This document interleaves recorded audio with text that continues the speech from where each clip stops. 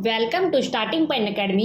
मैं शालू आपका starting point academy पर स्वागत करती हूँ। जैसे कि हम आपको पता है अब एस्टेट समीप आने वाला है, मतलब 2-3 दिन ही बचे हैं एस्टेट के लिए। तो मैंने सोचा कि क्यों ना आपको रिवीजन करा दिया जाए, मतलब फास्टली रिवीजन करा दिया जाए। अब ज़्यादा रटने की तो टाइम नहीं है, पर हम ऐसे करेंगे जैसे हमने 5 चैप्टर लेके हम उसका रिवीजन करेंगे। ठीक है, 5 चैप्टर में आज को मौखिक रिवीजन कराऊंगी। मौखिक मतलब आपको बोलूँगी, बस आपको ओनली सुनना है उस टॉपिक को जो मैं बोलूँगी। ठीक है, तो हम उसको मौखिक रिवीजन करेंगे। आपके पास जो रिवीजन हो जाएगा, जो मैं बोलूँगी वही देखना है। तो फर्स्ट पॉइंट मतलब फर्स्ट टॉपिक हम लेंगे जीन प्याजे से। हम स्टार्ट करेंगे। वाइगोस्की, स्किनर, आपको सारे टॉपिक करवाएंगे जो एस्टेट में पूछे जाते हैं। तो आपके पेपर में एक क्वेश्चन अवश्य पूछा जाएगा। और मैं बस आपको क्या करना है, जो मैं बोलूँ आपको वही सुनना है। तो ठीक है, तो आपको ये थंबनेल देकर आपको लग गया होगा पता, तो हमें आपको क्या करवाने वाले हैं।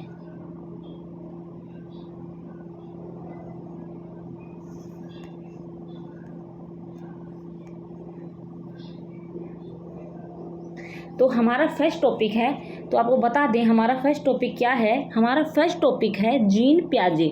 तो हम जीन प्याजे को मौखिक करेंगे। आई होप आपको समझ में आएगा कि इसमें कौन कौन से मेन पॉइंट हैं और क्या क्या पूछे जा सकते हैं। तो हमारा फर्स्ट टॉपिक क्या है, जीन प्याजे हमारा फर्स्ट टॉपिक रहेगा।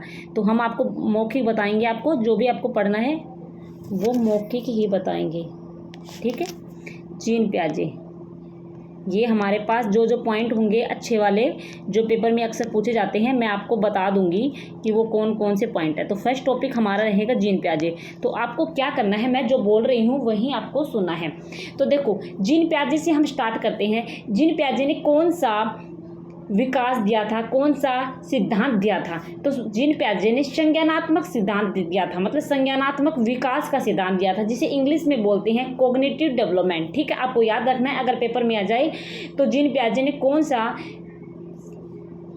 सिद्धांत दिया था, तो आपको याद रखना है संज्ञानात्मक विकास, कॉग्निटिव डेवलपमेंट दिया था। ठीक है, तो ये आपको याद रखना है। और ये जो कहाँ के रहने वाले हैं, अक्सर पेपर में ये नहीं पूछ रहा था, लेकिन आपकी बेसिक नॉलेज के लिए मैं बता देती हूँ कि जो जीन प्याजे हैं वो स्विट्जरलैंड के रहने वाले थे। और ठीक है, तो ये वैज्ञानिक थे और इन्होंने अपनी संज्ञानात्मक विकास पर अपनी अवधारणा दी थी। ठीक है, तो ये पॉइंट है। तो हम संज्ञानात्मक विकास के प्रत्यय पढ़ते हैं, जिसे बोलते हैं कॉन्सेप्ट।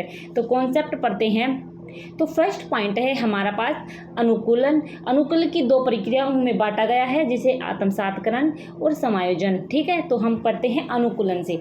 अनुकूलन को इंग्लिश में क्या कहते हैं? सबसे पहले आपको ये पता होना चाहिए कि अनुकूलन को इंग्लिश में कहते क्या हैं। तो अनुकूलन को, क्योंकि ऐसे क्वेश्चन आते हैं पेपर में, हम कंफ्यूज हो जाते हैं। क्योंकि कंफ्यूज इसलिए हो जाते हैं क्योंकि हमें पेपर में अनुकूलन की जगह और वर्ड दे दिया जाता है और हमें समझ में नहीं आता ये अनुकूलन है। इसलिए हम आपको बता रहे हैं कि आप ऐसे जो ये शब्द होते हैं उसको आप इंग्लिश में याद कर ले। जैसे इंग्लिश में अनुकूलन को एडेप्टेशन कहते हैं, लेकिन पेपर में एडेप्टेशन एक ही आएगा जिसे अनुकूलन कहते हैं, इसलिए चेंज नहीं होगा। और अनुकूलन को अलग वर्ड में दे देंगे तो आपको समझ में नहीं आएगा। तो हम अनुकूलन को पढ़ लेते हैं। अगर आप वैसे लिख के नोट्स में देखना चाहते हैं तो हमने जीन प्याजे की पहले ही वीडियो अपलोड कर दी है, तो आप वहाँ पर देख सकते हैं। ठीक है, हमने बहुत पहले आपको कर दी थी, 1-2 महीने पहले ही, तो आप उसको देख सकते हैं।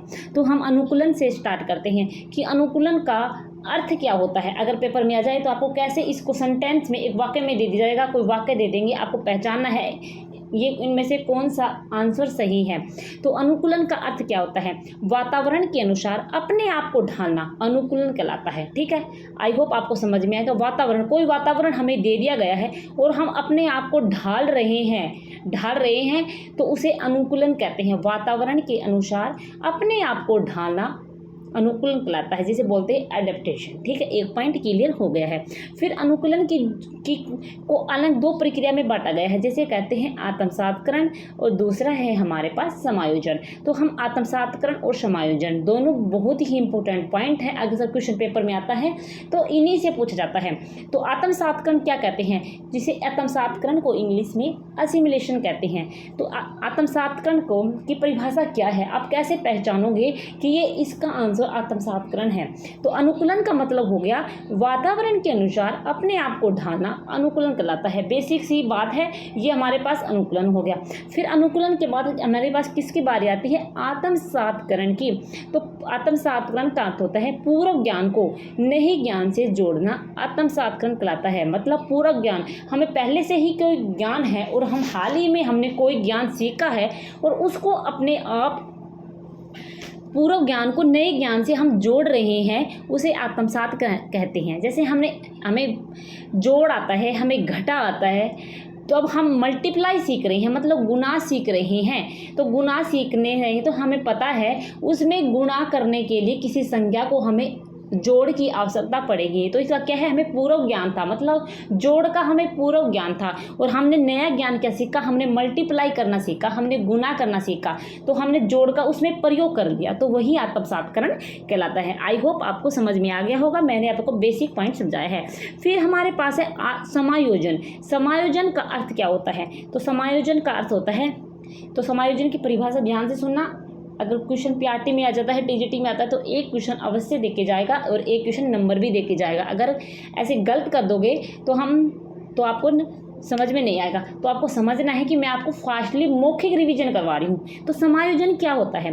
पूर्व ज्ञान या योजना में परिवर्तन करके, पूर्व ज्ञान मतलब हमें पहले से ही कोई ज्ञान है, फिर हमारे पास कोई योजना है, फिर हम उसमें क्या कर रहे हैं? परिवर्तन कर रहे हैं, और परिवर्तन करके वातावरण के साथ तालमेल बिठाने की कोशिश कर रहे हैं, मतलब तालमेल बिठा रहे हैं, वही हमारे पास समायोजन होता है।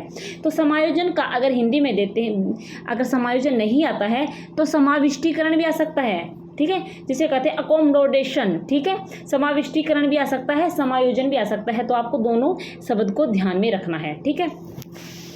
चलते हैं अगले पॉइंट की तरफ। फिर हमारे पास है विकेंद्रीकरण, जिसे कहते हैं डिसेंटरिंग, ठीक है।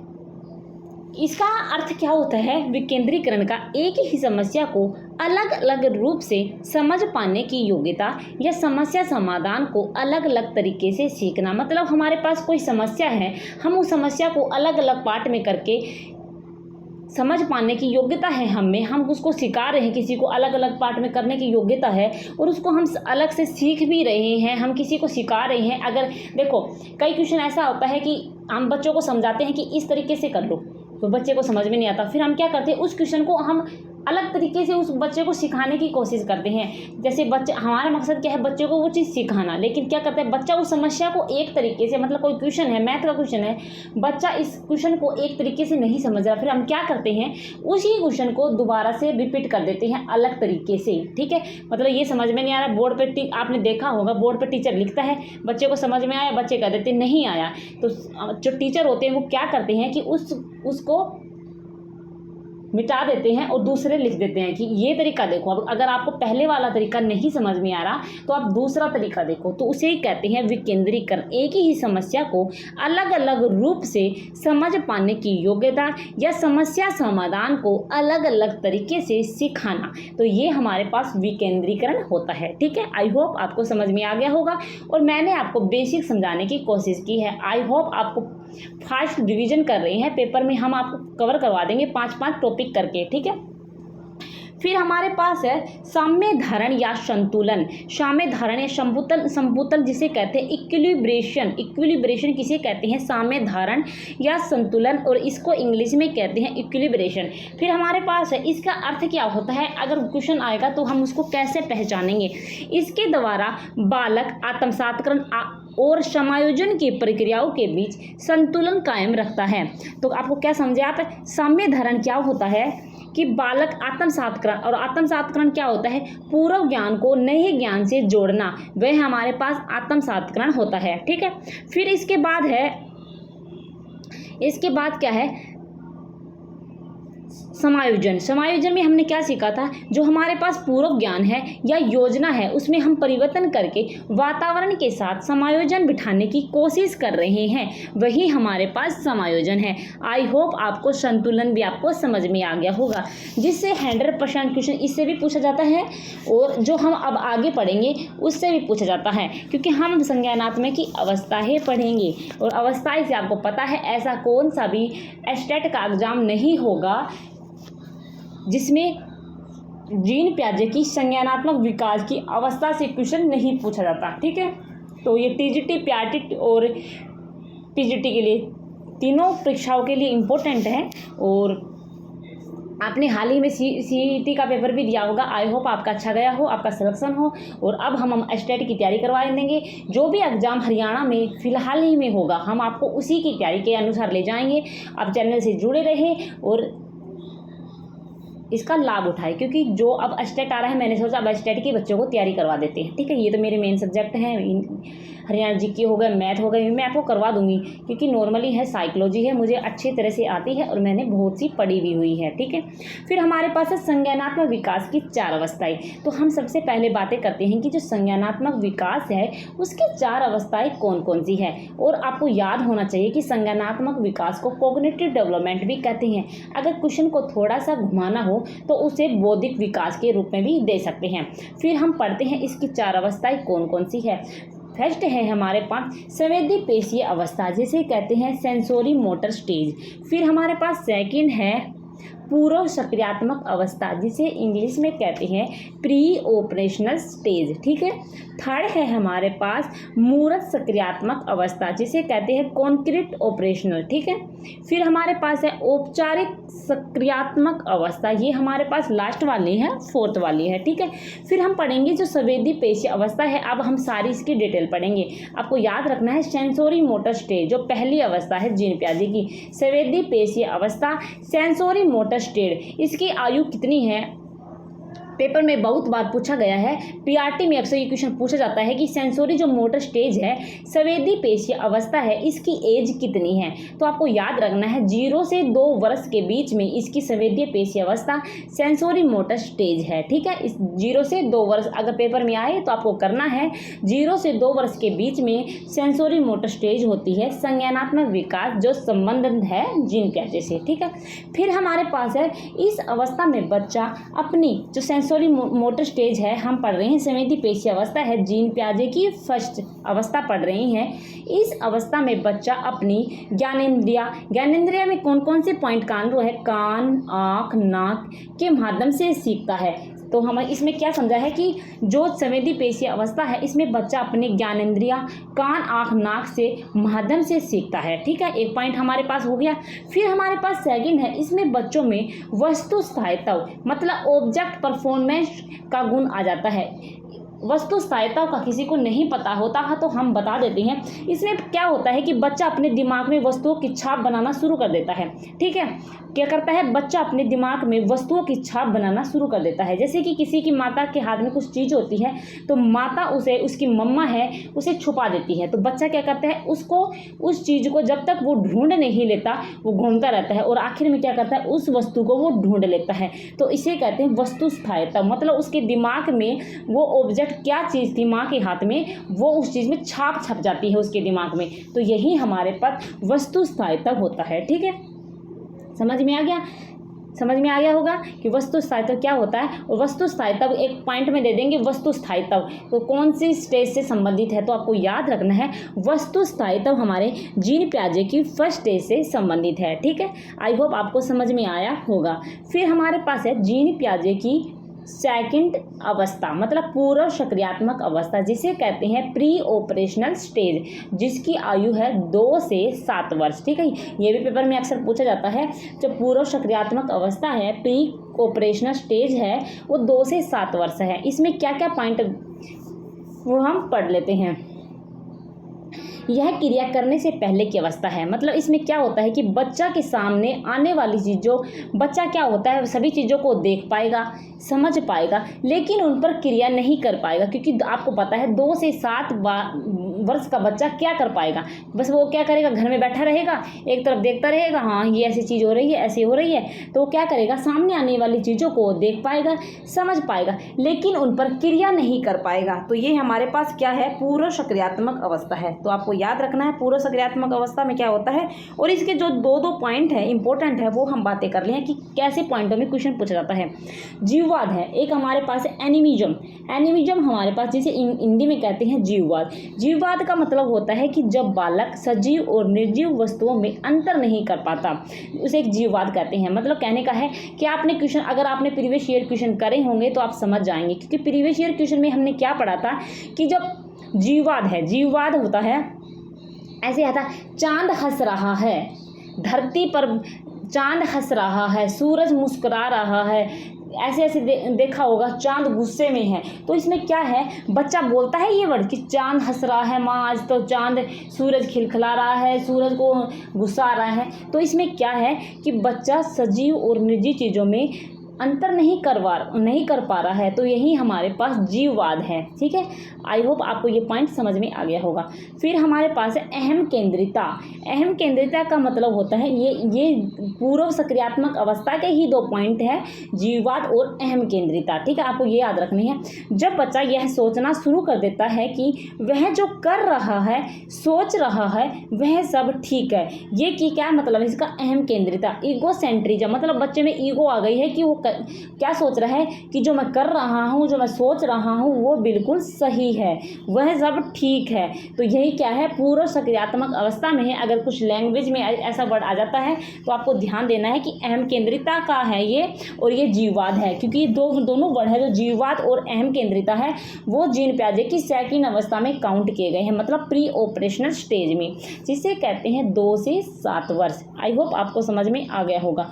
फिर हम चलते हैं थर्ड पॉइंट की तरफ चलते हैं, अपलटावी। अपलटावी का मतलब क्या होता है, इसमें अपलटावी होता है कि बच्चों को इतना ज्ञान नहीं होता। जैसे कि हम समझा दें कि बच्चा 6 में अगर 4 जोड़ेंगे तो 10 आएगा, और 4 में 6 जोड़ेंगे तो 10 आएगा, क्योंकि बच्चे में अपलटावी का ज्ञान नहीं होता है।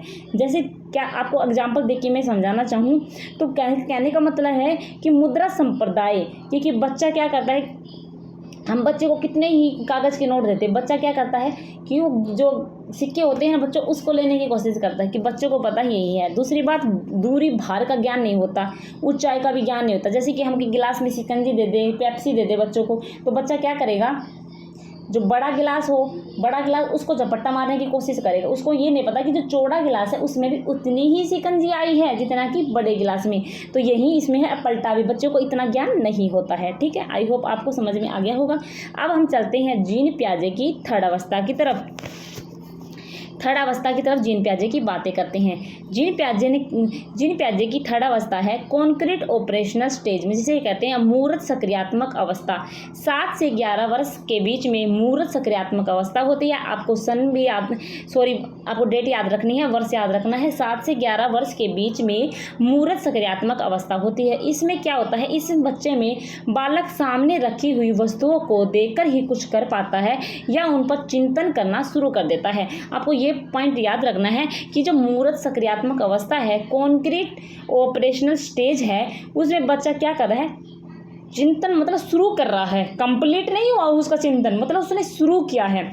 तो यही हमारे पास मूर्त सक्रियात्मक अवस्था है, जिसे कहते हैं कॉन्क्रीट ऑपरेशनल स्टेज 7 से 11 वर्ष के बीच में। ठीक है, इसमें क्या होता है, बच्चे को अपलटावी, जीववाद, मुद्रा, भार आदि संप्रदाय का गुण आ जाता है। मतलब कहने का है उस बच्चे को पता लग जाता है 6 में 4 जोड़ेंगे तब भी 10 आएगा, और 4 में 6 जोड़ेंगे तब भी 10 आएगा। मतलब उसको अपलटावी का भी ज्ञान हो जाता है, जीववाद का भी ज्ञान हो जाता है। उसे पता चल जाता है कि चांद ये सजीव है, ये निर्जीव है, चांद हंसता नहीं है, चांद का रेगुलर का ये काम है, तो ये ऐसे ही उगेगा, ऐसे ही छप जाएगा। ठीक है, फिर हमारे पास है मुद्रा, मतलब बच्चों को पैसे का भी ज्ञान हो जाता है, बच्चे को भार का भी ज्ञान हो जाता है, और संरक्षण क्रम निर्धारण का भी ज्ञान हो जाता है। ठीक है, और क्रम में लगाना 1 2 3 ऐसे क्रम में लगाना बच्चे को ज्ञान हो जाता है। फिर हम चलते हैं औपचारिक सक्रियात्मक अवस्था। इसके कुछ बेसिक पॉइंट होंगे, वो मैं आपको करवा दूंगी। औपचारिक सक्रियात्मक अवस्था क्या होती है, 11 से ऊपर के वर्ष होती है, जैसे 11 से 15 वर्ष भी आ सकता है। तो आपको मैंने जो आपको ये समय बताया है ये आपको जरूर याद रखना है, पेपर में अक्सर आ जाता है। इसमें क्या गया है कि इसमें जो मूर्त सक्रियात्मक अवस्था में हमने पढ़ा था कि इसमें चिंतन करना शुरू कर देता है। तो इसमें क्या है कि चिंतन कर्मवत्ता आ जाती है, उसमें चिंतन के प्रति परिपक्वता आ जाती है कि बच्चे ये, और ठीक है समझ में आ गया। वहाँ पर शुरू कर रहा था, यहाँ पे क्या है, बच्चा सब कुछ सीख चुका है, बच्चे में परिपक्वता आ चुकी है। तो ठीक है, ये पॉइंट था। फिर ठीक है, इसके पॉइंट है, अगर इसके जो बेसिक पॉइंट है वो बता दूँ। अगर इंडक्टिव रीजनिंग मतलब आगमनात्मक तर्क ना जाए तो वह तो हमारे पास तीसरी स्टेज में काउंट होगी, मतलब मूर्त सक्रियात्मक अवस्था में आगमनात्मक तर्कना इंडक्टिव रीजनिंग काउंट होगी, और जो निगमनात्मक आ जाती है, ठीक है, वो हमारे पास औपचारिक सक्रियात्मक अवस्था के काउंट होगी। ठीक है, जैसे कि बच्चा मैथ को सॉल्यूशन हल करने लग जाता है तो वह औपचारिक सक्रियात्मक अवस्था है। ठीक है, ये हमारे पास इसमें इसी पॉइंट में से क्वेश्चन पूछे जाते हैं, वो मैंने आपको करवा दी है। जीन पियाजे का यहाँ तक देखिए, हमने जीन पियाजे को कंप्लीट कर लिया है, लेकिन इसके तो कुछ बेसिक पॉइंट हैं जो अक्सर पेपर में पूछ ली जाते हैं, तो वह भी मैं आपको करवा देती हूँ। कहते हैं कि जीन पियाजे हैं, जीन पियाजे ने अपने बच्चों, अपने आस पड़ोस के बच्चों पर ही इसका प्रयोग करके देखा था। ठीक है, एक पॉइंट हो गया। दूसरा हमारे पास है जो संज्ञानात्मक विकास है, उसको विकासात्मक सिद्धांत भी कहते हैं। दूसरा है इसको अवस्था का सिद्धांत भी कहते हैं, ये दूसरा पॉइंट हो गया एक्स्ट्रा। तीसरा है कि पियाजे का मानना है, मतलब जीन पियाजे का कहना है कि जैसे जैसे बच्चों में जैविक परिपक्वता, बायोलॉजिकल मैच्योरेशन आती है, वैसे बच्चे वह वस्तुओं के बारे में अपने दिमाग में कॉन्सेप्ट बना लेते हैं। इसमें कहना है कि जो बच्चे जैसे जैविक परिपक्वता आएगी, बच्चे जैसे जैसे बड़े होते जाएंगे, वैसे वैसे वे वस्तुओं के बारे में अपने दिमाग में कॉन्सेप्ट बना लेते हैं। ठीक है, ये हमारे पास तीसरा पॉइंट हो गया। फिर हमारे पास है मोस्ट इम्पोर्टेंट पॉइंट, पियाजे के अनुसार पियाजे का कहना है कि पहले विकास होता है, मतलब पहले डेवलपमेंट होता है बच्चों में, फिर बाद में वह सीखता है, मतलब वह लर्निंग करता है। ठीक है, पहले बच्चे में विकास होगा और बाद में वह सीखता है, तो ये जीन पियाजे का कहना है। और जीन पियाजे ने कौन सी व्याख्या दी थी, मतलब कौन सी डेफिनेशन दी थी, हम उसके बारे में भी पढ़ लेते हैं। बच्चे सक्रिय ज्ञान निर्माता और नन्हे वैज्ञानिक जो संसार के बारे में अपने सिद्धांतों की रचना करते हैं, ये जीन पियाजे का कहना है। ठीक है, अब भी इसके कुछ और भी पॉइंट हैं, हम पढ़ लेते हैं। स्कीम्स और स्कीमा, ये दो पॉइंट हैं जीन पियाजे की। तो स्कीम्स में क्या है, किसी काम को करने के अलग अलग तरीके होते हैं। स्कीम्स को हम पढ़ रहे हैं स्कीम, स्कीमा को बाद में पढ़ेंगे, पहले हम पढ़ रहे हैं स्कीम्स को। किसी काम को करने के अलग अलग तरीके होते हैं। जब बच्चे को भूख लगती है तो वह रोता है, क्योंकि उसे पता है रोने से दूध मिलेगा। तो क्या हो गया, अलग अलग करने के काम हो गए, कोई किस ढंग से काम करता है, कोई किस ढंग से काम करता है। ठीक है, एक पॉइंट हो गया स्कीम्स का। फिर दूसरा पॉइंट है हमारे पास अनुभव या व्यवहार को संगठित करने की संज्ञानात्मक ज्ञानात्मक संरचना है। ठीक है, ये हमारे पास स्कीम्स के पॉइंट थे। फिर हम चलते हैं स्कीमा की तरफ। अगर पेपर में आ जाता है ये ऑप्शन, अगर आपको नहीं आता है तो आँख मीच की स्कीमा कर जाना, 99% चांस होते हैं स्कीमा से, क्योंकि ठीक है जीन पियाजे से रिलेटिव हो तो। फिर हमारे पास है स्कीमा को क्या कहते हैं, इसे कहते हैं सेट ऑफ नॉलेज। ठीक है, स्कीमा को कहते हैं सेट ऑफ नॉलेज, और यह है संवेदी गामक अवस्था, जिसे कहते हैं सेंसोरी मोटर स्टेज में ही इसको लिया गया है। तो इसके जो जो पॉइंट है वे हम पढ़ लेते हैं। शरीर के द्वारा की जाने वाली क्रियाएं, मतलब हमारे शरीर के द्वारा की जाने वाली क्रियाएं होती है, जिसे कहते हैं एक्टिविटीज जो माइंड से जुड़ी रहती है। शरीर के द्वारा की जाने वाली जो क्रियाएं होती है, जो एक्टिविटीज होती है, उसे कहते हैं स्कीमा, और जो माइंड से जुड़ी होती है। एग्जाम्पल दे के माध्यम से हम आपको समझाना चाहते हैं। जैसे छोटा बच्चा बाल पकड़ता है, आइसक्रीम चूसता है, ठीक है, मानो कि ठीक है, जैसे छोटा बच्चा था वो जैसे बॉल पकड़ने की कोशिश करता है, मतलब वो अपने हाथों की जो एक्टिविटीज है, अपनी क्रियाओं को, अपनी क्या बोलते हैं उसको, ज्ञानेंद्रियों का प्रयोग कर रहा है। तो मैंने आपको पहले बताया था कि संवेदी गामक अवस्था में इसको काउंट किया गया है। जैसे छोटा बच्चा बाल पकड़ता है, आइसक्रीम चूसता है, मानव के दिमाग में जो चीज़ें पहले से स्टोर होती है वह उनका प्रयोग करके किसी विषय के प्रति एक धारणा बनाते हैं, इसे स्कीमा कहते हैं। आई होप आपको समझ में आ गया होगा। बेसिक सा पॉइंट है कि वो अपनी ज्ञानेंद्रियों का यूज करता है, बस यही पॉइंट था। एक क्वेश्चन था, डिफ़िकल्ट क्वेश्चन था, उसमें पूछा गया था एक और पेपर में। मुझे नहीं लगता बच्चों ने सही किया होगा, तो मैं आपको डेफिनेशन जो इम्पोर्टेंट है वो पॉइंट पढ़ा देती हूँ। एक क्वेश्चन, पहला क्वेश्चन है, पूछा गया था पियाजे के अनुसार बच्चों का चिंतन वयस्कों से खालिस्तान में भिन्न होता है बजाय खालिस्तान के। तो आपको जो खालिस्तान है इसमें सही पॉइंट बढ़ना है जो जीन पियाजे ने कहे थे। तो इसका राइट आंसर होता है पियाजे के अनुसार बच्चों का चिंतन, सुनना है आपको ध्यान से, पियाजे के अनुसार बच्चों का चिंतन, पियाजे के अनुसार बच्चों का चिंतन वयस्कों से प्रकार में भिन्न होता है। तो प्रकार आएगा पहले में, भिन्न होता है बजाय मात्रा के। पियाजे के अनुसार बच्चों का चिंतन वयस्कों से प्रकार में भिन्न होता है बजाय मात्रा के। ठीक है, ये हमारे पास पॉइंट हो गया। सेकंड है जीन पियाजे के सिद्धांत का प्रमुख प्रस्ताव है। सेकंड मतलब क्वेश्चन है, जीन पियाजे ने प्रमुख प्रस्ताव क्या दिया था? इसका आंसर क्या होगा? बच्चों की सोच वयस्कों से बेहतर होती है। जीन पियाजे का कहना है कि जो बच्चे जो सोचते हैं वो बड़े लोगों से बेहतर होती है। ठीक है, ये हमारे पास मेन पॉइंट हो गए हैं। अब हम पढ़ लेते हैं कुछ मेन पॉइंट होंगे वो।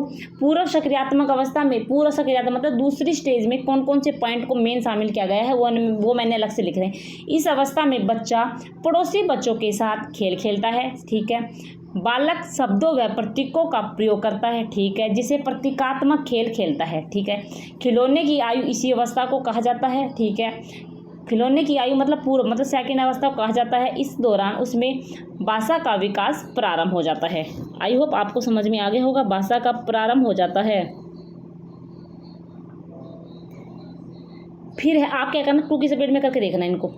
फिर हमारे पास है मूर्त सक्रियात्मक अवस्था, मतलब तीसरी अवस्था में क्या क्या प्रयोग किया गया है, मतलब क्या क्या पॉइंट लिए गए हैं मूर्त सक्रियात्मक अवस्था में। इस अवस्था में बालक दिन, तारीख, समय, महीना आदि बताने योग्य हो जाता है। इस अवस्था में बालक का चिंतन और तर्क करना शुरू कर देता है। ठीक है, फिर हमारे पास है चौथा पॉइंट औपचारिक सक्रियात्मक अवस्था, जैसे 11 से 14 वर्ष के हमने पढ़ा था भी। इसमें क्या होता है, इस अवस्था में किशोर मूर्त के साथ साथ अमूर्त चिंतन करने योग्य भी हो जाता है। ठीक है, मतलब वो माइंड में ही तर्क ना करने, माइंड में ही सोल्व, मैंने बताया था माइंड में ही मैथ के सोल्व हल करने शुरू कर देता है चौथी अवस्था में। फिर है यानी स्मरण मनन आदि करता है, कार्य का कारण समझता है, यानी कार्य में अंतर करता है, इसलिए इसे तार्किक चिंतन की अवस्था के नाम से भी जाना जाता है। ठीक है, आई होप जीन पियाजे हमारे पास कंप्लीट हो गया है। अब हम चलते हैं कौन से पॉइंट की तरफ, कोलबर्ग के पॉइंट की तरफ। कोलबर्ग के पॉइंट अगर थोड़ी सी लंबी वीडियो हो जाएगी। हमारे पास है सेकंड पॉइंट है हमारे पास कोलबर्ग। ठीक है, मैं आपको लिख देती हूँ। हमारे पास है मतलब सेकंड टॉपिक पढ़ेंगे लोरेंस, थोड़ी फास्टली पढ़ाऊँ। आप किसी ने भी देखे ना आप वीडियो तो मेरे को बता देना, कुछ फास्टली करवाना है तो मैं वीडियो में फास्टली बोल दूँगी। ठीक है, ये हमारे पास सेकंड टॉपिक है लोरेंस कोलबर्ग। लोरेंस कोलबर्ग का नैतिकता का सिद्धांत दिया था, जिसे कहते हैं moral development theory. Lorentz Kohlberg ने किसका सिद्धांत दिया था, आपको याद रखना है। सुनो एक पॉइंट अगर आ जाता है कि प्रथम नैतिक विकास किसने दिया था, प्रथम आ जाए तो जीन पियाजे ही करके आना है, प्रथम आ जाए तो जीन पियाजे करके आना है। और वैसे नॉर्मली क्वेश्चन आ जाए कि नैतिक विकास का सिद्धांत किसने दिया था, तो आप लोरेंस कोलबर्ग भी करके आ जाना है। ठीक है, प्रथम आ जाए तो जीन पियाजे करके आना है, और वैसे क्वेश्चन आ जाए तो नैतिकता आ जाए तो लोरेंस कोलबर्ग भी कर सकते हैं। फिर हमारे पास है कोलबर्ग अमेरिका के मनोवैज्ञानिक थे, जिन्होंने नैतिकता का सिद्धांत या नैतिक विकास का सिद्धांत दिया था। ऐसे क्वेश्चन पेपर में नहीं पूछे जाते, मेरा बताने का कर्तव्य था इसलिए मैंने बता दिया है। तो कोलबर्ग अमेरिका के एक मनोवैज्ञानिक थे, जिन्होंने नैतिकता का सिद्धांत या नैतिक विकास का सिद्धांत दिया था। ये हमारे पास पॉइंट हो गए। फिर हमारे पास है नैतिकता। हमने नैतिकता का विकास हम पढ़ रहे हैं तो सबसे पहले हमें ये पता होना चाहिए कि नैतिकता होती क्या है। नैतिकता हमारे पास है वह गुण है जिसे हमें सही और गलत करने की पहचान होती है। नैतिकता क्या होती है, जिसमें हमें सही और गलत करने की पहचान होती है। बच्चा अपने सामाजिक परिवेश से ही नैतिकता और अनैतिकता को जानता है। ठीक है, सही गलत की पहचान अगर हमें करनी आ गई है, अगर हम सही कर रहे हैं, वही हमारे पास नैतिकता है। फिर हमारे पास है नैतिक दुविधा। नैतिक दुविधा है कि सही और गलत के बारे में डिसीजन ना लेने की स्थिति। अगर हमें दो नौकरी लग जाती है, एक क्लर्क की और एक हमारे पास टीचर की, तो हम ऐसी दुविधा में आ जाते हैं कि अगर मैं क्लर्क की नौकरी करूंगा तो ये मेरे घर के पास है, टीचर की नौकरी करूंगा ये सेंटर में है, मतलब आप केवीएस में लग जाते हैं, ये केवीएस में लगूँ या क्लर्क की नौकरी करूँ। फिर इसमें आप दिमाग लगाओगे कि केवीएस में तो सैलरी ज़्यादा मिलेगी, क्लर्क में वैसी नहीं है। तो हम इसका मतलब क्या है, मैं घर भी रहना चाहता हूँ, मैं बाहर भी ड्यूटी करने जाना चाहता हूँ। तो ये हमारे पास क्या हो गई है, नैतिक दुविधा हो गई है। सही और गलत करने के बारे में डिसीजन ना लेने की स्थिति नैतिक दुविधा होती है। हिंज वाली आपको स्टोरी पढ़ी होगी। हिंज अगर चोरी करेगा तो पुलिस पकड़ लेगी और नहीं करेगा तो उसकी बीवी मर जाएगी। ये हमारे पास एग्जाम्पल हो गया। फिर हमारे पास है नैतिक तर्कना, मोरल रीजनिंग जिसे बोलते हैं। सही और गलत के बारे में डिसीजन लेने में शामिल प्रक्रिया को नैतिक तर्कना कहते हैं। जैसे सही और गलत में किसी एक को चुनना, जैसे हिंज ने चोरी को चुना। फिर आप अपने दिल को थाम के ऐसे कह दोगे मुझे तो ज़्यादा सैलरी वाली नौकरी चाहिए। फिर हमने क्या किया, नैतिक तर्कना कर ली, हमने सही डिसीजन ले लिया और हमने टीचर की नौकरी ज्वाइन कर ली, मतलब हम अदर स्टेट में चले गए नौकरी करने के लिए। ठीक है, इसे कहते हैं सही डिसीजन लेना, क्योंकि हमने नैतिक तर्कना हमने खूब दिमाग लगाया। टीचर की नौकरी अच्छी है, वैसे कलर की नौकरी भी अच्छी है, लेकिन इसमें सैलरी ज़्यादा मिलती है। अक्सर आप दिमाग लगाएंगे इसमें। ठीक है, बाहर घूमने को मिलेगा, अलग अलग लोगों से मिलूँगा, अलग अलग कल्चर के लोगों से जानने का, बच्चों से मिलूँगा, अलग अलग कल्चर के सांस्कृतिक कल्चर के बच्चे आएंगे, अलग अलग स्टेट में जाऊंगा तो वहाँ कुछ सीखने को मिलेगा। ऐसे आप दिमाग लगाएंगे और सही डिसीजन तक पहुँच जाएंगे। वही होता है नैतिक तर्कना। फिर हम पढ़ते हैं कोलबर्ग ने नैतिकता के 3 स्तर बताए हैं, मतलब 3 लेवल बताए हैं। 3 लेवल कौन कौन से हैं? प्राक रूढ़िगत नैतिकता का सिद्धांत, जिसे कहते हैं प्री कन्वेंशनल स्टेज। फिर हमारे पास है दूसरा, हमारे पास है कन्वेंशनल स्टेज। फिर तीसरा हमारे पास है पोस्ट कन्वेंशनल स्टेज, जिसे कहते हैं रूढ़िगत नैतिकता का सिद्धांत, वो हमारे पास सेकंड है। कन्वेंशनल स्टेज थर्ड है, हमारे पास पोस्ट कन्वेंशनल स्टेज थर्ड है, जिसे कहते हैं उत्तर रूढ़िगत सिद्धांत। और इनको ये जो हमारे पास लेवल है, इनको दो में बांटा गया है। ठीक है, ये पॉइंट आपको याद रखना है। इनको क्या गया है, 2 में बांटा गया है। गर्मी लगने लग गई है तो पंखे को थोड़ा सा तेज कर दिया है, आपको एडजस्ट करना पड़ेगा। फिर है इनको मतलब इनको दो अवस्था में, एक हमारे पास लेवल है उसको 2 में बांटा गया है। 2 में बांटने का मतलब ये है कि इसको टोटल 6 अवस्था में बांटा गया है। ठीक है, 6 अवस्था में बांटा गया है। तो फर्स्ट हमारे पास है जो हमारे पास प्री कन्वेंशनल स्टेज है, जिसे कहते हैं पूर्व परंपरागत स्टेज, जिसे कहते हैं प्राग रूढ़िगत अवस्था, जिसे कहते हैं लौकिक स्तर। इस इतने आप याद करोगे, इसे आपको इंग्लिश में याद कर लेना है, जिसे कहते हैं pre conventional stage. Pre conventional stage जिसे क्या कहते हैं, pre conventional stage. Pre conventional stage अगर एक वर्ड याद करना पड़ेगा और वैसे इंग्लिश में याद करोगे तो 3 करना पड़ेगा। तो इसको जो 2 भागों में बांटा गया है, इसमें हम पढ़ लेते हैं। दंड एवं आज्ञा पालन उन्मुखता। दंड एवं आज्ञा पालन उन्मुखता, इसमें बच्चे की नैतिकता सजा और आज्ञा पालन पर आधारित होता है। इसमें क्या होता है कि बच्चा अपने माता पिता से दंड से बचने के लिए, वो जो माता उसकी मम्मा जो काम को कहेगी वो कर देगा। ठीक है, दंड से बचने के लिए। मैं आपको बता दें, इसमें बच्चे की नैतिकता सजा और आज्ञा पालन पर आधारित होती है। जो दंड एवं आज्ञा पालन है, जिसे कहते हैं पनिशमेंट एंड ओबीडियंस। ठीक है, इसमें बच्चे की नैतिकता सजा और आज्ञा पालन पर आधारित होती है। जब हिंज ने चोरी की तो बच्चों ने सोचा कि अगर वह चोरी करेगा तो उसे सजा मिलेगी। ठीक है, ये हमारे 5 बच्चों ने सोचा, मतलब चोरी करेगा, तो इसमें है दंड एवं आज्ञा पालन हो गया। फिर है कम आयु वह अपरिपक्व होने के कारण बच्चा डरता है कि काम किया जाए या ना किया जाए। दंड से बचने के लिए परिवार के सदस्य बच्चे को कार्य करने का आदेश देते हैं और उस कार्य को न किया जाए तो बच्चे को दंडित करते हैं। तो ये हमारे पास था दंड एवं आज्ञा पालन उन्मुखता। फिर हमारे पास है साधनात्मक सापेक्षता तथा उन्मुखता, मतलब सेकंड पॉइंट है साधनात्मक सापेक्षता तथा उन्मुखता।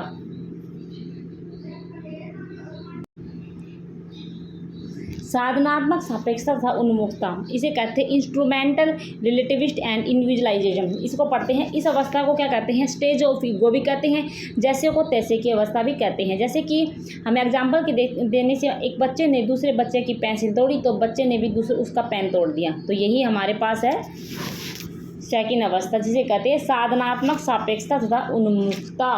फिर हम चलते हैं दूसरे पॉइंट की तरफ, रूढ़िगत नैतिकता का सिद्धांत, जिसे कहते हैं कन्वेंशनल स्टेज, जो है 10 से 13 वर्ष। तो इसको भी 2 अवस्था में बांटा गया है, अच्छा लड़का और लड़की बनने की उन्मुखता, और सेकंड है कानून एवं व्यवस्था उन्मुखता। तो फर्स्ट है हमारे पास अच्छा लड़का लड़की बनने की उन्मुखता, हम पढ़ लेते हैं। ये सेकंड लेवल की फर्स्ट अवस्था है। इसमें क्या कहा गया है कि इस अवस्था में बच्चा जो भी करता है वह दूसरे लोगों के द्वारा उसकी प्रशंसा करने के लिए करता है। ठीक है, वो क्या करता है कि अपनी प्रशंसा कमाने के लिए करता है, ठीक है, इसमें यही पॉइंट था। फिर दूसरा है कानून एवं व्यवस्था उन्मुखता, सामाजिक व्यवस्था के प्रति सम्मान, मतलब इसमें क्या है, इसमें एग्जाम्पल देख के माध्यम से समझाऊँ तो इसमें बच्चा कानून तथा सामाजिक व्यवस्था को बनाए रखने की भावना विकसित करता है। और क्योंकि उसके पापा का एक्सीडेंट हो गया था रेड लाइट पार करते हुए, इसलिए वह ऐसा काम नहीं करेगा, मतलब वो कभी भी रेड लाइट को पार नहीं करेगा, क्योंकि उसे कानून व्यवस्था बनाए रखने का है, क्योंकि उसे पता है कि जब पापा रेड कर रहे थे तो उसके पापा का एक्सीडेंट हो गया था, ठीक है। वह समाज को स्वयं एक लक्ष्य मानने लगता है, ठीक है, वो कानून के अनुसार ही कार्य करेगा। फिर हमारे पास है उत्तर रूढ़िगत नैतिकता। उत्तर रूढ़िगत नैतिकता मतलब है उत्तर पोस्ट कन्वेंशनल स्टेज जिसे कहते हैं। इसमें क्या है, इसमें इसको भी 2 भागों में बांटा गया है, इसको भी 2 अवस्था में बांटा गया है। टोटल 6 अवस्था है और लेवल 3rd है, ये पॉइंट याद रखना है। और तीसरा लेवल हम पढ़ रहे हैं और इसके 2 जो अवस्था है वो पढ़ेंगे। सामाजिक अनुबंध उन्मुखता जिसे कहते हैं सोशल कॉन्ट्रैक्ट ओरिएंटेशन। इसका मतलब है इसमें किशोर यह मानते हैं कि नियम लोगों के भले के लिए है। अगर किसी नियम से किसी का नुकसान होता है तो ऐसे नियमों को तोड़ देना चाहिए। अगर रेड लाइट तोड़कर उसके पापा की जान बच सकती है तो उसे तोड़ दो। तो ये सामाजिक अनुबंध उन्मुखता का सिद्धांत है। फिर हमारे पास है सार्वभौमिक नैतिकता सिद्धांत, उसका 2nd है, मतलब 6ठा लेवल है, मतलब छठी अवस्था है और 3rd का 2nd। फिर इसमें क्या गया है, इसमें सार्वभौमिक नैतिक सिद्धांत उन्मुखता में कहा गया है, इसमें किशोर दूसरों के विचार से नहीं बल्कि अपने खुद के विचारों के अनुसार व्यवहार करता है। इसमें किशोर दूसरों के फायदों के नहीं अपनी जान भी बाजी लगा देते हैं, क्योंकि इसमें सार्वभौमिक नैतिकता सिद्धांत उन्मुखता आ चुकी है। अब चलते हैं हम, तीसरा पॉइंट है, ये हमारे पास थोड़ा सा हिंदी का पॉइंट है, लेकिन मैं आपको सीरियल वाइज करा रही हूँ, जो मेरे नोट्स है मैं उसी में से आपको करवा रही हूँ। तो इसी में है हमारे पास नोम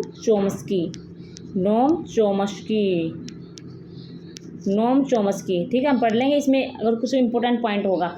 नोम चोम्स्की ने क्या दिया था, नोम चोम्स्की ने दिया था भाषा विकास का सिद्धांत दिया था। इनबोरन थ्योरी, ये हम तीसरी पॉइंट पढ़ रहे हैं, तीसरी थ्योरी पढ़ रहे हैं। इनबोरन थ्योरी को भाषा विकास का सिद्धांत कहते हैं, जिसे नोम चोम्स्की ने दिया था। ये अमेरिका के रहने वाले थे। इसका मानना है कि बच्चे में भाषा सीखने की जन्मजात इनेट क्षमता होती है। ये क्वेश्चन पेपर में पूछा गया था कि किसका मानना है कि बच्चे में भाषा सीखने की जन्मजात क्षमता होती है, तो उसका राइट आंसर हमारे पास होगा नोम चोम्स्की, ठीक है। क्या पॉइंट मेन था, बच्चे में भाषा सीखने की जन्मजात इनेट क्षमता होती है, ठीक है, तो ये फर्स्ट पॉइंट था। 2nd पॉइंट था, ये कहते हैं, मतलब नोम चोम्स्की कहते हैं कि बच्चे के मस्तिष्क में, माइंड में एक डिवाइस होता है जिसमें बच्चा भाषा सीखता है, जिसे कहते हैं LAD की फुल फॉर्म अगर से आपसे पूछी जाए तो आपको कहता है लैंग्वेज एक्विजिशन डिवाइस, जिसे कहते हैं भाषा अधिग्रहण यंत्र, लैंग्वेज एक्विजिशन डिवाइस, ठीक है, ये हमारे पास हो गया। फिर हमारे पास 2nd है जो पेपर में पूछे गए हैं, इसमें सार्वभौमिक व्याकरण जिसे कहते हैं यूनिवर्सल ग्रामर का सिद्धांत दिया था। तो पेपर में अगर आ जाए कि जो यूनिवर्सल ग्रामर का सिद्धांत किसने दिया था, तो आपको क्या बताना है, नोम चोम्स्की ने दिया था। यानी इसको ग्रामर जन्मजात भी होता है, कि इसमें होता है कि बच्चे को जन्मजात जो ग्रामर है उसका ज्ञान हमें जन्मजात होता है, तो ये बात है। और सार्वभौमिक यूनिवर्सल ग्रामर पूछे तो आपको नोम चोम्स्की बता के आना है, ठीक है। फिर हम नोम चोम्स्की ने 2 लेवल बताए थे, उसके बारे में पढ़ लेते हैं। नोम चोम्स्की ने 2 लेवल बताए थे। फर्स्ट लेवल है सतही संरचना, जिसे कहते हैं सरफेस लेवल।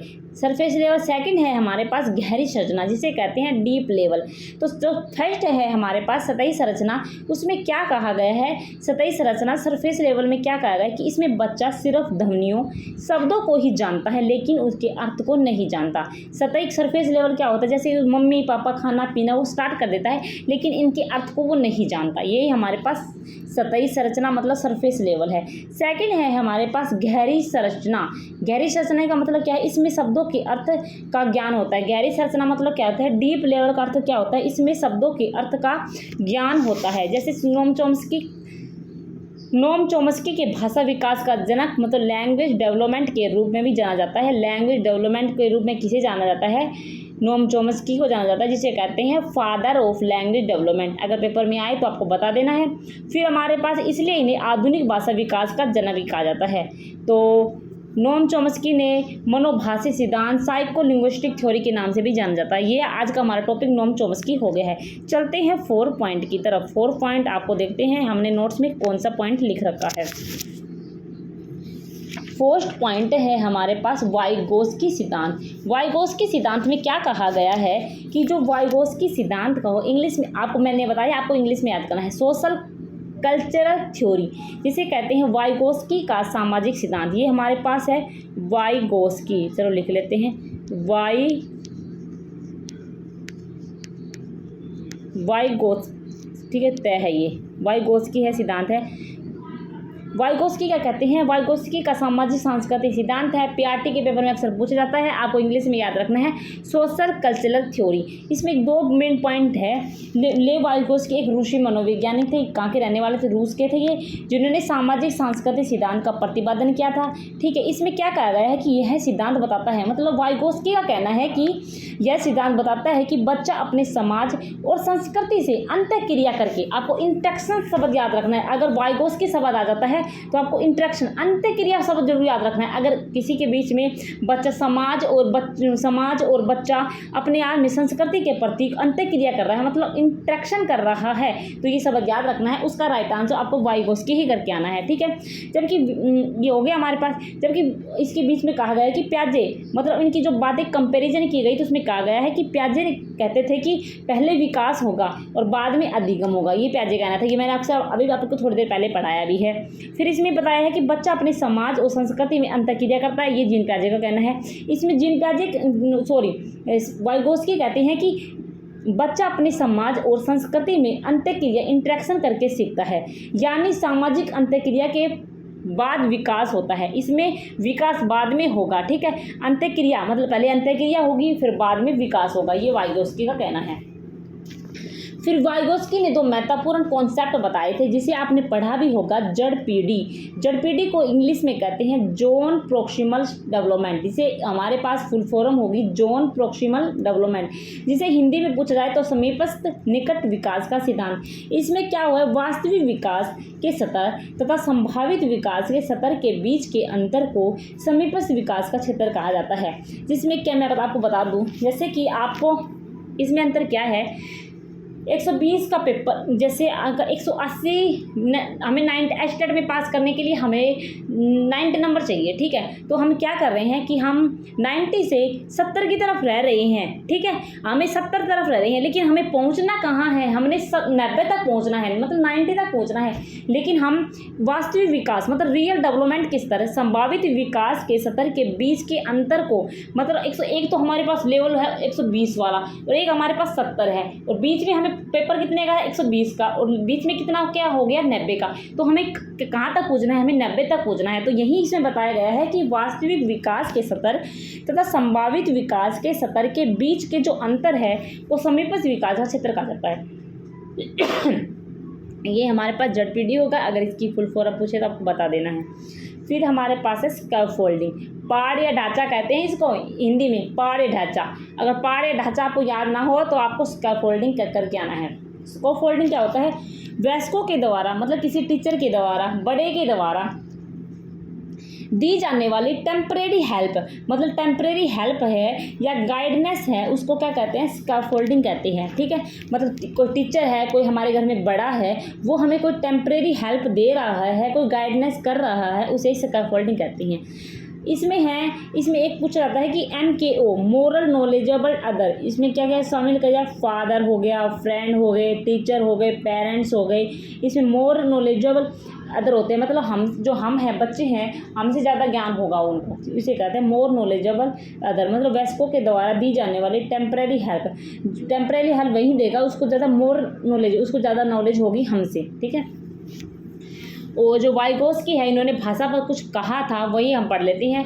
ठीक है, एक हमारे पास एक आएगा निजी भाषा, मतलब आंतरिक भाषा कुछ शब्द आपको आएगा, प्राइवेट स्पीच, तो यही वाइगोस्की होगा उसका आंसर। ठीक है, आपको याद करना है, प्राइवेट मतलब निजी, आंतरिक। प्राइवेट स्पीच पर किसने कहा था, इसमें बच्चा अपने ही कार्यों को निर्देश देने के लिए भाषा का प्रयोग करता है। ठीक है, जैसे कि बच्चा निजी भाषा, मतलब अपने आप में, आपने देखा होगा कई बच्चे क्या करते हैं, खेलते रहते हैं और इसको ऐसे कर ले, इसको ऐसे कर ले, ऐसे, मतलब वो आंतरिक भाषा, वो अपने मन ही मन में बोलते रहते हैं, तो इसी को कहते हैं कि जिसमें बच्चा अपने ही कार्यों को निर्देश देने के लिए भाषा का प्रयोग करता है, जिसे कहते हैं प्राइवेट स्पीच। अगर प्राइवेट स्पीच आपको कुल याद आ जाए तो उसका राइट आंसर वाइगोस्की होगा।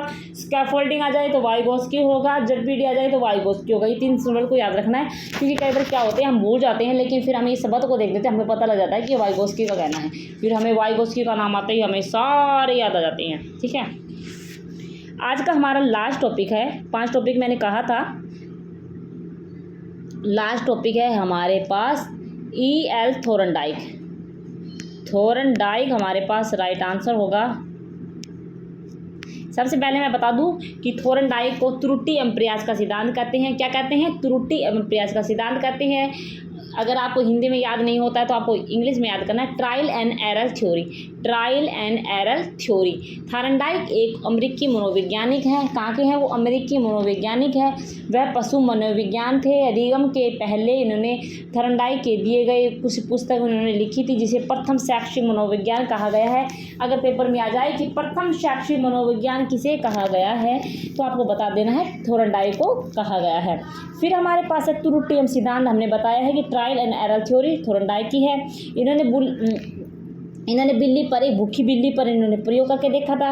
और जैसे आपको बता दूं शॉर्टली में मैं बता देती हूँ कि इन्होंने क्या किया था उसे बिल्ली पर प्रयोग करके। ठीक है, थॉर्नडाइक ने एक पिंजरे में भूखी बिल्ली को बंद कर दिया। ठीक है, बाहर एक मरी मछली रख दी। ठीक है, पिंजरे में एक लीवर लगा दिया। ठीक है, जिस पर पैर पड़ने पर वह गेट खुल जाता और बिल्ली भूख के मारे छटपटाती। ठीक है, इधर उधर घूमती और अचानक उसका पैर उस लीवर पर पड़ जाता है और गेट खुल जाता है और बिल्ली अपने लक्ष्य और मृत मछली तक पहुंच जाती है।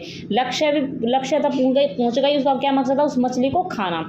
यह प्रयोग सिद्धांत यह बताता है कि जब हम प्रयास करेंगे तो त्रुटियां होगी, लेकिन अंत में हम अपने लक्ष्य तक पहुंच जाएंगे, यानी सीख जाएंगे। ठीक है, तो थॉर्नडाइक ने कितने नियम बताए थे? 2 नियम बताए थे। फर्स्ट है हमारे पास मुख्य नियम, सेकंड है हमारे पास गौण नियम। लेकिन हम प्राथमिक नियम, अगर पीआरटी में क्वेश्चन आता है तो मुख्य नियम से ही आएगा, मतलब प्राइमरी रूल से ही आएगा। और सेकंड है हमारे पास प्राइमरी जो लॉ है, प्राथमिक नियम है, वहीं से आएगा। और गौण नियम जैसे टीजीटी पीजीटी में जाएंगे तो हमारे पास गौण नियम से भी क्वेश्चन पूछ सकता है। लेकिन हम प्रथम पढ़ते हैं प्राथमिक नियम, जो थॉर्नडाइक ने फर्स्ट नियम है। मुख्य नियम के अंतर्गत 3 भाग होते हैं। फर्स्ट है हमारे पास अभ्यास का नियम, जिसे कहते हैं लॉ ऑफ एक्सरसाइज। सेकंड है हमारे पास लॉ ऑफ रेडीनेस, जिसे कहते हैं तत्परता का नियम। थर्ड है हमारे पास प्रभाव का नियम, जिसे कहते हैं लॉ ऑफ इफेक्ट। मैं आपको बता दूं, जिसको ये टॉपिक पढ़े हुए हैं वही रिवीजन करना। ऐसे नहीं है कि आप पढ़े हुए हो, क्या आप रिवीजन क्या कर रहे हो, ऐसे नहीं होगा, क्योंकि आपको पहले टॉपिक में जो बोल रही हूँ वही उसको समझ में आएगा। तो प्राथमिक नियम क्या है? अभ्यास का नियम, लॉ तत्परता का नियम और लॉ प्रभाव का नियम। तो अभ्यास के नियम में क्या कहा गया है कि यह नियम बताता है कि किसी काम को हम जितना अभ्यास करेंगे उतना ही सीखेंगे। ठीक है, जितना हम अभ्यास करेंगे उतना ही हम सीखेंगे। ये हमारे पास अभ्यास का नियम है। फिर है तत्परता का नियम। यह नियम हमें बताता है कि किसी काम को करने के लिए हमें जितने तत्पर होंगे, जितना हम उस काम करने के लिए हमें रुचि होगी, उतना ही हम सीखेंगे। ठीक है, तीसरा है हमारे पास प्रभाव का नियम। प्रभाव के नियम में क्या बताया गया है कि यह नियम यह बताता है कि यदि सीखना संतोषजनक हो तो सीखना तीव्र हो जाता है, यदि सीखना असंतोषजनक हो तो सीखना संभव नहीं होता। थॉर्नडाइक ने इस नियम में पुरस्कार और दंड को भी महत्व दिया है। तो ये हमारे पास प्राइमरी नियम, मतलब प्राइमरी लॉ है। मुख्य नियम के 3 भाग हमने बता दिए हैं। फिर हम चलते हैं सेकेंडरी लॉ की तरफ, मतलब गौण नियम की तरफ, जिसके नियम है 5। फर्स्ट है हमारे पास बहु प्रतिक्रिया का नियम, जिसे कहते हैं law of multiple response. Second है हमारे पास आंशिक क्रिया का सिद्धांत, आंशिक, जिसे कहते हैं law of partial action. Third है हमारे पास आत्मीकरण का नियम, आत्मीकरण का नियम। फोर्थ है हमारे पास मनोवर्ती अभिवर्ती का नियम। 5 है हमारे पास सहचर्या क्रिया का नियम। अब हम इसकी डिटेल पढ़ लेते हैं। और थोरनडाइक के जो अन्य नाम है, इसको प्रयत्न में भूल का सिद्धांत भी कहते हैं, प्रयास एवं त्रुटि का सिद्धांत कहते हैं, जिसे कहते हैं SR थ्योरी भी कहते हैं, संयोजनवाद का सिद्धांत भी कहते हैं, संबंधवाद का सिद्धांत भी कहते हैं। कुछ इंपॉर्टेंट पॉइंट लास्ट में पढ़ लेंगे, पहले हम इसको डिटेल पढ़ लेते हैं। गुण नियम, गुण नियम का पहला पॉइंट क्या था? बहुप्रतिक्रिया का सिद्धांत, इसे कहते हैं लॉ ऑफ मल्टीपल रिस्पॉन्स। इस नियम के अनुसार हम नया कार्य सीखते समय अनेक प्रतिक्रियाएं एवं प्रयास करते हैं और उसके बाद उस कार्य को करने की सही विधि मालूम हो जाती है। बहुप्रतिक्रिया मतलब बहुत से क्रिया करेंगे, उसके बाद हमारी क्रिया सही बैठ जाएगी और वो काम पूरा हो जाएगा। सेकंड है आंशिक क्रिया का नियम, जिसे कहते हैं लॉ ऑफ पार्शियल एक्शन। इस नियम के अनुसार हम अपने पूरे कार्य को छोटे छोटे भागों में विभाजित करके करेंगे और अधिक शीघ्र सरल हो जाता है। ठीक है, छोटे छोटे भागों में टुकड़े करके करेंगे। थर्ड है आत्मीकरण का नियम, लॉ ऑफ असिमिलेशन। इसमें कहा गया है कि इस नियम के अनुसार हम नवीन कार्य ज्ञान को अपने पुराने ज्ञान के साथ जोड़कर इसे स्थायी बना लेते हैं। इसे अधिक सुगम और सरल हो जाता है, जिसे कहते हैं आत्मीकरण का नियम। फिर हमारे पास है फोर्थ है, इतना इम्पोर्टेंट नहीं है ये तीनों, पर जो फर्स्ट के है प्राइमरी लॉ के है वो सबसे ज़्यादा इंपॉर्टेंट है, फिर भी हम पढ़ा देते हैं, अगर पेपर में आ जाए तो आपको करना है। मनोवर्ती अभिवर्ती का नियम क्या कहता है? लॉ ऑफ एटीट्यूड क्या कहता है? यह नियम हमें यह बताता है कि किसी भी काम को करने के लिए जितनी हमारी पॉजिटिव अभिवर्ती होगी उतना ही ज़्यादा हम उस कार्य को सीखेंगे, और अगर अभिवर्ती कम हुई तो उस कार्य को हम नहीं सीखेंगे। ठीक है, ये मनोवर्ती हो गई।